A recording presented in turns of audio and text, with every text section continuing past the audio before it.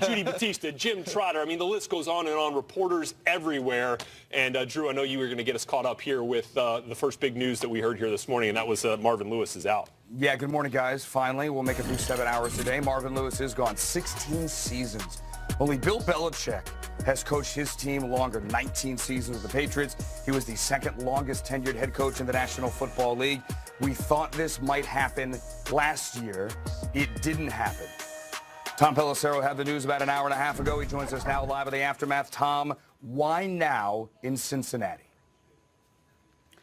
Well, Andrew, you saw the Bengals announcement. This was a mutual parting of the ways. What Marvin Lewis told his staff this morning was indeed he was out as Bengals coach. He told them this was Mike Brown, the owner's decision, which, of course, he owns the team. He gets to make that call. However, what I'm told is this was part of a collaborative process. They got together, talked about how things were going, and everyone involved decided it was time to move on. Now, it's important to note, though, this is not a retirement for Marvin Lewis. He would still be open to the right coaching opportunity somewhere within the NFL. He also may have other opportunities, different lines of work, potentially a front office role. Can't even rule out him staying in some capacity with the Bengals, a team that, remember, had not had a long history of success before Lewis got there. 16 seasons, took him to the playoffs 7 times. Of course, did not have a playoff win in that time. Today, Marvin Lewis out as Bengals coach. Marvin Lewis out as Bengals head coach 3 years now without the postseason. Obviously, Marvin did not win a playoff game during his tenure. 16 years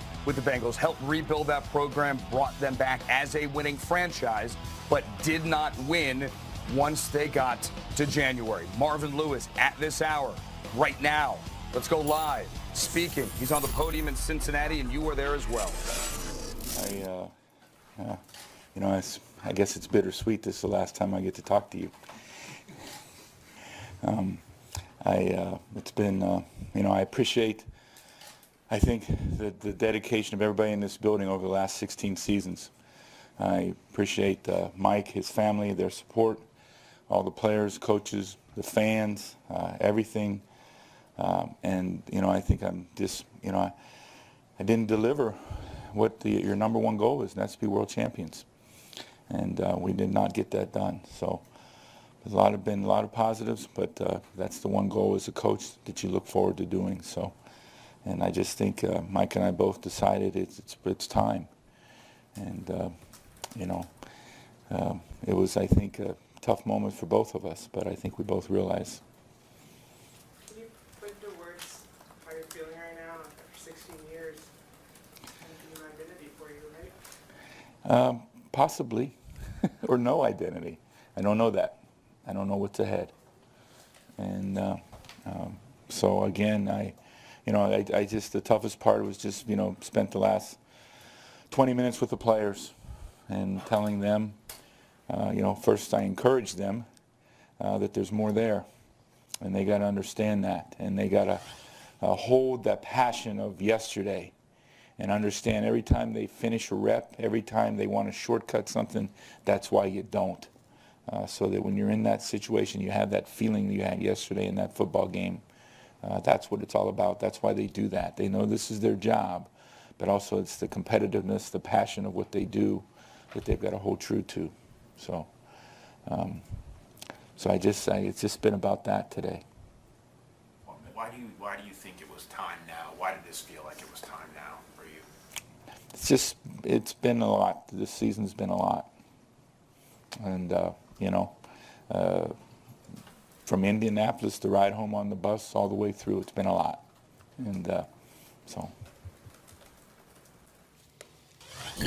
Okay, Marvin Lewis addressing the media, as he said, a bittersweet day. He leaves Cincinnati, but doesn't have to talk to the media in Cincinnati anymore. It was a joke he made right off the top. That's killing him. Right. 16 years as the head coach, longest tenured head coach in Bengals history.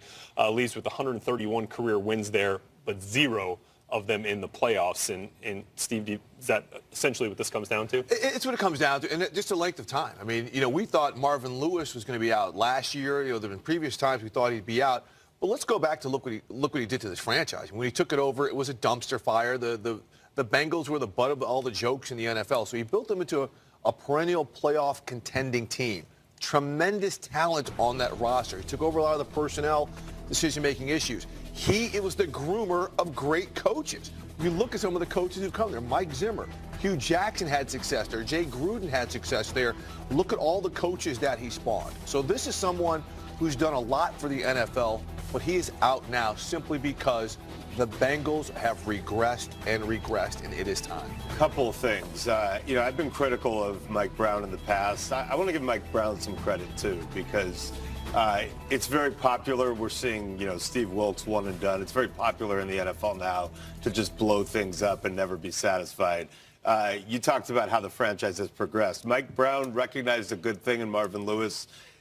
They got better as an organization over these last 16 years. They've developed other coaches. They've increased that talent base. I think Mike Brown has grown into a very good owner, and I think he has an opportunity now to, freshen things up. But this was a nice partnership.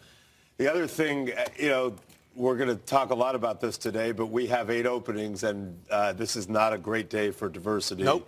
In the National Football League. Yeah. And Marvin Lewis is a guy who has been a trailblazer in that regard, and an inspiration for a lot of minority coaches. So it is bittersweet. 3 consecutive seasons without a playoff appearance now for the Bengals. And for Marvin Lewis, a guy 16 years as the head coach here, DJ, and with 8 openings, I mean, how would he be viewed as a potential candidate for other openings here from a front office perspective? I don't think he'll be on the front line here for some of these jobs. When you have this many out there, I'm sure he'll get some conversations and potentially have an opportunity. But I want to go back to a little bit of what Steve talked about, what he inherited there in Cincinnati. Now, this has been 16 years, and a lot of times in player evaluations, we use the terms floor and ceiling. What Marvin Lewis did is he raised the floor of this organization. He's getting fired because of the ceiling. They could not get where they wanted to ultimately go. And when you look around this division right now, and you see Lamar Jackson and the Baltimore Ravens defense, you see Baker Mayfield, an exciting young Cleveland Browns team with high ceilings.